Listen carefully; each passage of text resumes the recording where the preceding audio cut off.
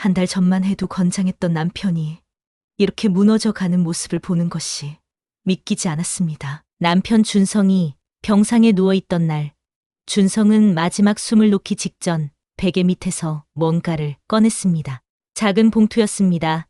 아내인 서연의 손을 꼭 잡은 준성은 작은 봉투를 건넸습니다. 이후 그 봉투 안에 종이 한 장이 서연의 삶을 완전히 바꿔놓을 줄은 그때는 몰랐습니다. 꼭 혼자 가야 해. 남편 준성의 말에 봉투를 받아들었다.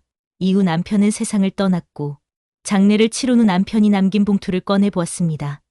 나의 사랑, 모든 답은 우리의 추억 속에 있어. 서연은 준성의 쪽지를 또 한 번 읽었습니다. 일주일이 지났지만 그 의미를 여전히 알 수 없었어요. 시댁에서는 계속해서 집을 비우라고 재촉했습니다. 요양병원 병실의 창문으로 봄햇살이 들어왔습니다. 하지만 서연은 그 따뜻함을 느낄 수 없었어요. 준성의 야위어가는 손을 꼭 쥐고 있으면서 그녀는 숨을 참았습니다. 여보, 물 좀 먹을래요? 준성이 고개를 살짝 끄덕였습니다. 서연은 조심스럽게 빨대를 그의 입술에 가져다 댔어요. 한 달 전만 해도 건장했던 남편이 이렇게 무너져가는 모습을 보는 것이 믿기지 않았습니다. 췌장암 말기. 의사가 그 말을 했을 때 순간 세상이 멈춘 것 같았어요. 가슴 속에서 뭔가가 툭 하고 끊어졌습니다. 우리 준성이 상태가 어떠냐? 병실 문이 거칠게 열리며 시어머니 김옥희가 들어왔습니다. 뒤따라 시동생 태민과 시누이 소영도 나타났어요. 서연은 일어나 인사했습니다. 어머님, 오셨어요. 시어머니는 서연을 흘겨보며 준성에게 다가갔습니다. 준성아, 엄마다. 정신 좀 차려봐. 준성이 힘겹게 눈을 떴습니다. 엄마, 그래, 누워있어서 좋겠다. 내가 이렇게 누워있으니까 회사가 엉망이 됐잖니? 빨리 상속 문제라도 정리해야지. 서연의 마음이 움츠러들었습니다. 남편이 죽어가는데 재산 얘기를 먼저 꺼내다니요. 동생 태민이 서류 뭉치를 꺼내며 말했습니다. 형, 변호사가 준비한 서류야. 지금 서명하면 나중에 복잡하지 않아. 형님, 우리가 다 알아서 할게요. 걱정하지 마세요. 소영도 거들었습니다. 준성은 가족들을 바라보다가 서연을 향해 고개를 돌렸습니다. 그의 눈빛에는 깊은 슬픔이 담겨 있었어요. 서연아, 네, 여보. 잠깐 나가 있어 줄래? 서연은 놀란 표정으로 준성을 봤습니다. 하지만 그의 눈빛을 읽고는 조용히 병실을 나갔어요. 복도에서 서연은 벽에 기대어 눈물을 참았습니다. 결혼 10년. 준성과 함께한 시간들이 주마등처럼 지나갔어요. 첫 만남, 첫 데이트, 결혼식. 그리고 지금 1시간쯤 지났을까요? 병실 문이 열리고 가족들이 나왔습니다. 시어머니는 만족스러운 표정이었어요. 일단 급한 건 해결했으니까 너는 계속 간병이나 잘해라. 시어머니는 차갑게 말하고는 자리를 떠났습니다. 태민과 소영도 뒤따라갔어요. 서연이 다시 병실로 들어가자 준성이 힘겹게 손짓했습니다. 미안해, 서연아. 괜찮아요. 가족들이니까요. 준성은 베개 밑에서 뭔가를 꺼냈습니다. 작은 봉투였어요. 이거 너한테 주고 싶어서. 서연이 봉투를 받자 준성이 미소를 지었습니다. 그 미소가 왜 그렇게 슬퍼 보였을까요? 아직 열어보지 마. 내가 가고 나서 봐줘. 무슨 소리예요? 아직 멀었어요. 준성이 고개를 저었습니다. 우리 처음 만났던 곳 기억해? 남산타워요. 비가 와서 우산 하나 같이 썼죠. 그래, 참 행복했어. 그날 밤 준성의 상태가 급격히 나빠졌습니다. 서연은 그의 손을 꼭 잡고 있었어요. 새벽 3시 42분 준성이 마지막 숨을 내쉬었습니다. 여보, 여보. 서연의 절규가 병실에 울렸습니다. 간호사들이 달려왔지만 이미 늦었어요. 장례식장은 조문객들로 붐볐습니다. 서연은 상주석에 앉아 무표정하게 인사를 받았어요. 마음은 텅 비어 있었습니다. 서연아, 잠깐 이리 와봐. 시어머니가 서연을 옆방으로 불렀습니다. 그곳에는 태민, 소영 그리고 낯선 남자가 있었어요. 이분은 우리 변호사야. 준성이가 재산을 다 우리한테 넘겼거든. 서연은 멍하니 변호사를 봤습니다. 네, 집도 주식도 예금도 다 우리 거야. 너한테는 아무것도 없어. 순간 서연의 다리에 힘이 풀렸습니다. 그게 무슨 말씀이세요? 시어머니는 차갑게 웃었습니다. 넌 이제 우리 가족이 아니야. 짐 싸서 나가. 어머님, 저는 준성 씨를 10년 동안. 그만해. 어차피 너희 사이에 아이도 없잖아. 이제 끝이야. 서연은 믿을 수 없다는 표정으로 가족들을 둘러봤습니다. 아무도 그녀를 봐주지 않았어요. 집으로 돌아온 서연은 주저앉아 울었습니다. 준성이 준 봉투가 가방에서 떨어졌어요. 떨리는 손으로 봉투를 열자 작은 쪽지가 나왔습니다. 나의 사랑, 모든 답은 우리의 추억 속에 있어. 준성의 글씨였습니다. 서연은 쪽지를 가슴에 품고 또다시 눈물을 흘렸어요. 이게 정말 끝일까요? 준성이 남긴 이 메시지는 무슨 의미일까요? 빈 집안에 서연의 흐느낌만이 울려 퍼졌습니다. 창밖으로는 봄비가 내리기 시작했어요. 마치 하늘도 그녀와 함께 우는 것 같았습니다. 나의 사랑, 모든 답은 우리의 추억 속에 있어. 서연은 준성의 쪽지를 또 한 번 읽었습니다. 일주일이 지났지만 그 의미를 여전히 알 수 없었어요. 시댁에서는 계속해서 집을 비우라고 재촉했습니다. 우리의 추억. 서연은 갑자기 무릎을 쳤습니다. 준성과 함께했던 특별한 장소들이 떠올랐어요. 다음 날 아침, 서연은 첫 데이트를 했던 홍대의 작은 카페로 향했습니다. 10년 전과 똑같은 자리에 앉았어요. 그때도 창가 자리였죠. 아메리카노 한 잔 주세요. 종업원이 커피를 가져다 주고 갔습니다. 서연은 천천히 주위를 둘러봤어요. 뭔가 있을 것 같은데 테이블 아래를 살펴보니 작은 봉투가 붙어 있었습니다. 심장이 쿵쾅거렸어요. 준성이 언제 이걸. 떨리는 손으로 봉투를 열었습니다. 종로구 132번지 정민지를 만나. 또 다른 쪽지였습니다. 서연의 눈가가 촉촉해졌어요. 준성이 아픈 몸으로 이런 준비를 했다니. 다음으로 서연은 남산타워로 갔습니다. 프러포즈를 받았던 바로 그곳이었어요. 자물쇠가 빼곡히 걸린 난간 앞에서 발걸음을 멈췄습니다. 우리 자물쇠도 어딘가에. 한참을 찾아 헤매다가 드디어 발견했습니다. J&S Forever라고 새겨진 자물쇠. 그 안에 또 다른 쪽지가 숨겨져 있었어요. 우리의 꿈을 이어가줘. 서연은 쪽지를 가슴에 품었습니다. 바람이 차가웠지만 마음은 따뜻해졌어요. 종로구 132번지는 오래된 사무실 건물이었습니다. 3층으로 올라가니 꿈나무 재단이라는 간판이 보였어요. 똑똑 들어오세요. 문을 열자 40대 정도의 여성이 미소를 지으며 맞아주었습니다. 혹시 정민지 씨인가요? 네, 맞아요. 최서연 씨죠? 기다리고 있었습니다. 서연은 놀란 표정으로 민지를 봤습니다. 절 아세요? 준성 씨가 많이 얘기하셨어요. 이쪽으로 오세요. 민지는 서연을 안쪽 사무실로 안내했습니다. 책상 위에는 두꺼운 서류 뭉치가 놓여 있었어요. 이게 뭔가요? 준성 씨가 1년 동안 준비한 프로젝트예요. 소외계층 아이들을 위한 교육재단이죠. 서연의 눈이 커졌습니다. 준성이가요?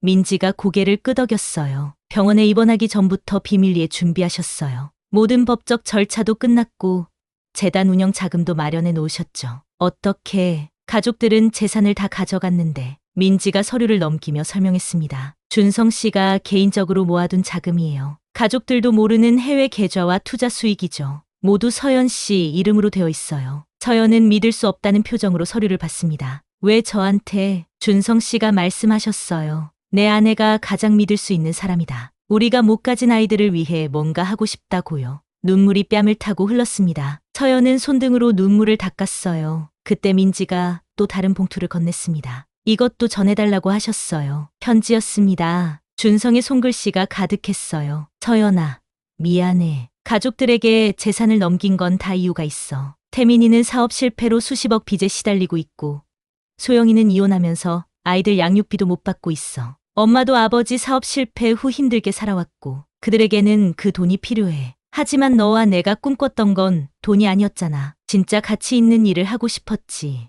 이 재단이 우리의 새로운 시작이야. 사랑해. 서연은 편지를 여러 번 읽었습니다. 준성의 마음이 전해져 왔어요. 서연 씨, 준성 씨가 마지막으로 이것도 전해달라고. 민지가 작은 상자를 건넸습니다. 안에는 목걸이가 들어있었어요. 그들의 결혼기념일 날짜가 새겨진 펜던트였죠. 서연은 목걸이를 목에 걸었습니다. 차가운 금속이 가슴에 닿자 준성의 온기가 느껴지는 것 같았어요. 감사합니다. 민지 씨. 아니에요. 준성 씨가 정말 좋은 분이셨어요. 그리고 서연 씨를 정말 사랑하셨고요. 사무실을 나온 서연은 하늘을 올려다봤습니다. 구름 사이로 햇살이 비쳤어요. 여보, 당신이 준비한 선물이 이거였군요. 서연은 깊게 숨을 들이쉬었습니다. 이제 시작이었어요. 준성과 함께 꿈꿨던 일을 해나갈 시간이었죠. 핸드폰이 울렸습니다. 시어머니였어요. 너 언제 집 비울 거야? 내일까지 나가. 서연은 잠시 침묵했다가 말했습니다. 네, 어머님. 알겠습니다. 이제는 미련이 없었어요. 준성이 남긴 진짜 유산을 찾았으니까요. 집으로 돌아가는 길, 서연의 발걸음은 전보다 가벼웠습니다. 가슴 속 펜던트가 따뜻하게 빛나고 있었어요. 법원 앞에서 서연은 깊게 숨을 들이쉬었습니다. 손에 들린 서류가 무겁게 느껴졌어요. 최서연 씨. 뒤돌아보니 젊은 변호사가 서 있었습니다. 민지가 소개해준 강민수 변호사였어요. 네, 안녕하세요. 걱정 마세요. 준성 씨가 모든 걸 완벽하게 준비해 놓으셨어요. 법정 안으로 들어가자 시댁 가족들이 이미 자리에 앉아 있었습니다. 오키의 눈빛이 차가웠어요. 태미는 초조하게 다리를 떨고 있었고 소영은 고개를 숙이고 있었죠. 재판이 시작되었습니다. 원고 측 주장을 해주시죠. 시댁 쪽 변호사가 일어났습니다. 고인이 임종 직전 정신이 온전하지 않은 상태에서 재산을 빼돌렸습니다. 피고인이 이를 부추겼고요. 당연히 무효입니다. 서연의 가슴이 뜨거워졌습니다. 준성을 모욕하는 말이었어요. 피고 측 민수 변호사가 차분하게 일어났습니다. 재판장님, 먼저 이 영상을 보시겠습니까? 법정 스크린에 영상이 나타났습니다. 병원복을 입은 준성이 카메라를 보고 있었어요. 깔끔하게 면도를 하고 눈빛은 또렷했죠. 안녕하세요. 박준성입니다. 지금은 2024년 3월 15일. 제가 완전히 건강한 정신 상태임을 증명하기 위해 이 영상을 남깁니다. 법정이 조용해졌습니다. 영상 속 준성이 계속 말했어요. 제 가족들에게는 충분한 재산을 남겼습니다. 하지만 제 아내 서연에게는 더 중요한 것을 남기고 싶었습니다. 우리가 함께 꿈꿨던 일을 할 수 있는 기회를요. 오키가 벌떡 일어났습니다. 저건 조작이에요. 우리 아들이 저런 말을 할 리 없어. 어머님, 앉으세요. 재판장이 말했습니다. 영상은 계속되었어요. 어머니, 형, 누나, 제가 여러분께 드린 재산으로 잘 사시길 바랍니다. 태민 형, 사업비 때문에 힘들었죠? 제가 남긴 돈으로 새 출발하세요. 소영 누나, 아이들 잘 키우세요. 양육비 걱정은 이제 안 하셔도 돼요. 태민의 얼굴이 창백해졌습니다. 준성이 모든 걸 알고 있었다는 사실에 놀란 표정이었어요. 그리고 서연아, 내가 너에게 남긴 건 단순한 돈이 아니야. 우리의 꿈이야. 꿈나무 재단과 한마음 케어하우스를 잘 부탁해. 영상이 끝났습니다. 법정은 침묵에 빠졌어요. 재판장님, 보신 것처럼 고인은 명확한 의사를 가지고 있었습니다. 민수 변호사가 말했어요. 그때 태민이 갑자기 외쳤습니다. 그래도 우리가 가족이잖아. 아무리 그래도 피를 나눈 가족한테 더 줘야 하는 거 아니에요? 서연이 조용히 일어났습니다. 모든 시선이 그녀에게 쏠렸어요. 가족이요? 제가 10년 동안 준성 씨를 간호하고 사랑했는데 그건 가족이 아닌가요? 목소리가 떨렸지만 눈빛은 단호했습니다. 여러분은 준성 씨가 아플 때 몇 번이나 병문안 오셨나요? 항암 치료로 고통스러워할 때 손 한번 잡아주셨나요? 오키가 말을 더듬었습니다. 그건 저는 매일 밤 준성 씨 곁을 지켰어요. 토하고 아파하고 절망할 때도요. 그게 진짜 가족 아닌가요? 법정이 다시 조용해졌습니다. 재판장이 판결을 내렸어요. 고인의 의사는 명확합니다. 모든 법적 절차도 완벽합니다. 원고의 청구를 기각합니다. 밖으로 나오자 태민이 서연을 붙잡았습니다. 잠깐만요. 제발. 채권자들이 저를 쫓고 있어요. 조금만 도와주세요. 서연은 태민을 바라봤습니다. 그의 눈에는 절박함이 가득했어요. 죄송해요. 하지만 준성 씨가 남긴 돈은 아이들을 위한 거예요. 그때 오키가 다가왔습니다. 예전의 거만함은 사라지고 초라한 모습이었어요. 서연아, 사실 나도 월세방에서 살고 있어. 노후 자금도 다 떨어졌고 서연의 마음이 흔들렸습니다. 하지만 준성의 유언이 떠올랐어요. 어머님, 한마음 케어하우스에 오세요. 거기서 지내실 수 있어요. 준성 씨가 만든 노인 복지 시설이에요. 어머님도 가족이니까요. 석 달 후 한마음 케어하우스가 문을 열었습니다. 원장님, 김 할머니가 또 밥을 안 드신대요. 서연은 미소를 지으며 간호사에게 말했어요. 제가 가볼게요. 서연이 병실로 들어가자 김 할머니가 침대에 누워 있었습니다. 할머니, 오늘은 좀 어떠세요? 아이고, 원장님, 입맛이 없어서. 서연은 할머니의 손을 잡았습니다. 따뜻한 온기가 전해졌어요. 제가 할머니가 좋아하시는 된장찌개를 끓여드릴게요. 어떠세요? 할머니의 얼굴에 미소가 번졌습니다. 정말요? 원장님이 직접? 이곳의 어르신들은 서연을 천사라고 불렀습니다. 그녀의 따뜻한 보살핌에 모두가 마음을 열었어요. 저녁 무렵 서연은 옥스탑에서 석양을 바라봤습니다. 가슴에는 준성이 남긴 펜던트가 빛나고 있었어요. 여보, 잘하고 있죠? 바람이 불어왔습니다. 마치 준성이 대답하는 것 같았어요. 고마워요. 당신이 준 선물 덕분에 저도 행복해요. 한마음 케어하우스는 이제 지역에서 가장 사랑받는 시설이 되었습니다. 서연의 특별한 케어 능력으로 많은 어르신들이 새로운 삶을 찾았어요. 그리고 그곳 한 방에는 김옥희도 살고 있었습니다. 처음엔 어색했지만 이제는 서연을 진짜 며느리로 받아들이고 있었죠. 서연아, 고마워. 준성이가 왜 너를 사랑했는지 이제 알겠어. 오키의 눈가가 촉촉해졌습니다. 서연은 시어머니의 손을 잡았어요. 어머님도 가족이에요. 준성 씨가 그렇게 말했잖아요. 가족은 혈연이 아니라 마음이라고. 두 사람은 서로를 바라보며 미소를 지었습니다. 진짜 가족이 된 순간이었어요. 새벽 3시 서연의 핸드폰이 울렸습니다. 한마음 케어하우스 숙직실에서 잠들어 있던 그녀는 놀라 일어났어요. 여보세요? 서연아? 나야, 오키다. 아버님이 쓰러지셨어. 서연의 손에서 핸드폰이 떨어질 뻔했습니다. 서울대병원 중환자실 앞은 이미 시댁 가족들로 붐볐어요. 태미는 초조하게 서성이고 있었고 소영은 휴대폰으로 누군가와 통화 중이었죠. 아버님은 어떠세요?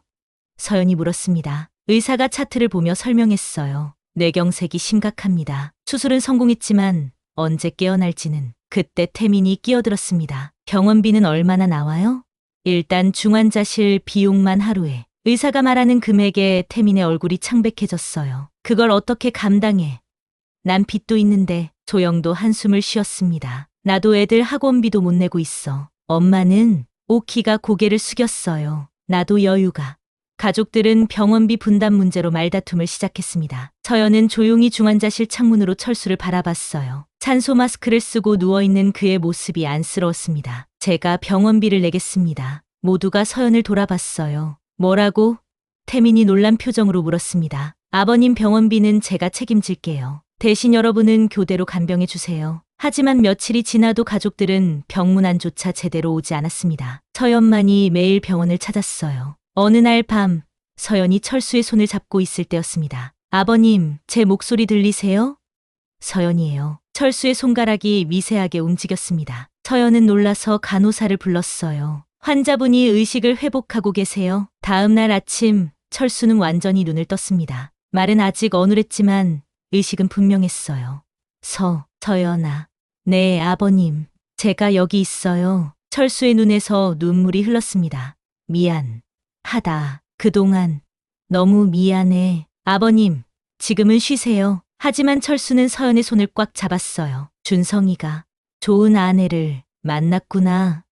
내가 잘못했어. 그때 병실 문이 열리고 태민이 들어왔습니다. 그의 표정은 어두웠어요. 아버지, 깨어나셨네요. 철수가 아들을 바라봤습니다. 실망스러운 눈빛이었죠. 태민아, 회사 장부 조작한 거 다 알고 있다. 태민의 얼굴이 새하얗게 변했습니다. 아버지, 그게 채권단이 집까지 찾아왔더라. 내가 준성이 회사 돈까지 빼돌렸다며? 서연은 충격을 받았습니다. 준성의 회사 돈까지 횡령했다니. 태민 씨, 그게 사실이에요?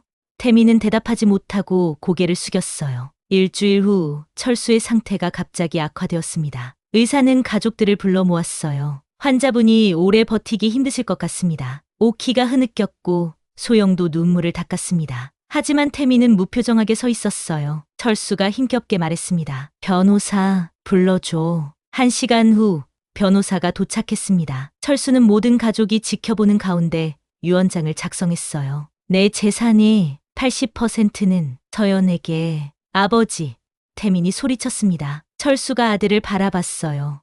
넌 이미 충분히 가졌잖니. 준성이 돈까지 훔쳤으면서. 그리고 서연을 바라보며 말했습니다. 서연아, 내가 진짜 가족이 누군지 이제야 알았다. 피보다 진한 게 마음이더라. 철수는 마지막 힘을 짜내어 말했어요. 준성이가 좋은 선택을 했어. 너 같은 며느리를 만나서. 그날 밤 철수는 조용히 눈을 감았습니다. 서연은 끝까지 그의 손을 잡고 있었어요. 장례식장에서 유언장이 공개되었습니다. 진정한 가족은 서연뿐이었다. 혈연에 얽매여 진짜 소중한 것을 몰랐던 내가 어리석었다. 유언장을 읽는 변호사의 목소리가 울렸습니다. 태민이 주저앉았어요. 이럴 수가.